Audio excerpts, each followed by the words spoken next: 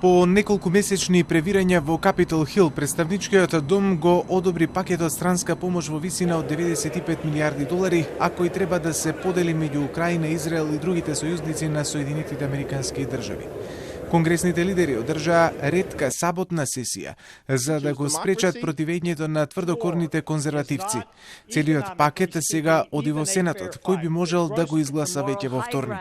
До гласањето дојде откако спикерот Майк Џонсон го промени својот став и по повеќе месечно противење одлучи да го стави законот на гласање, со тоа се стави на линијата на поддршката на демократите.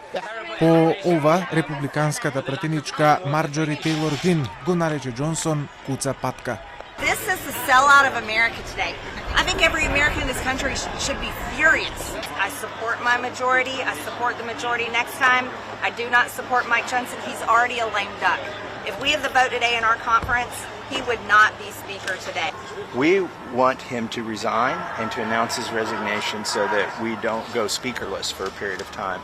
The honorable way for him to leave right now is to announce his resignation and ahead of time and give us time to replace him. We prefer not to go into that loop like we had last fall.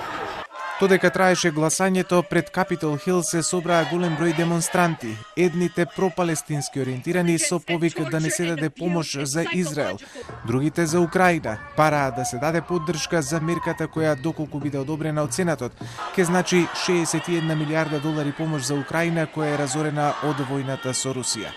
The more we wait, the more we lose. And Ukrainian nation, Ukrainian army is not unlimited. We don't have a limited amount of people. We don't have a limited amount of resources. And we have a historical moment when we can stop the evil, and we need to do it now. I'm Palestinian American. My family's from Gaza. I've lost many of my cousins, aunts, and uncles in Gaza, so I'm here to fight however I can as a Palestinian American. Луѓето во украинскиот главен град Киев во неделата ја поздравија веста дека представничкиот дом на Соединетите Американски држави го усвоил клучниот договор за помош за Україна. Що я чула офіційно, наш президент казав про те, що ми можемо програти війну без цієї допомоги. І дуже велике дяка, і вчора була велика подія. І сподіваюся, що ми цих кацапів нарешті виженемо з наших земель. І нам допоможуть більш сильній країні. Це дуже важливе рішення. Четирите нацрт закони за обезбедување помош за Украина, Израел, Индо-Пацифичките сојузници и мерката што се однесува на TikTok беа одобрени со големо мнозинство. Нацрт законите ќе одат во Сенатот следната недела, а доколку бидат усвоени, претседателот Џо Бајден вети дека ќе го потпише пакетот веднаш.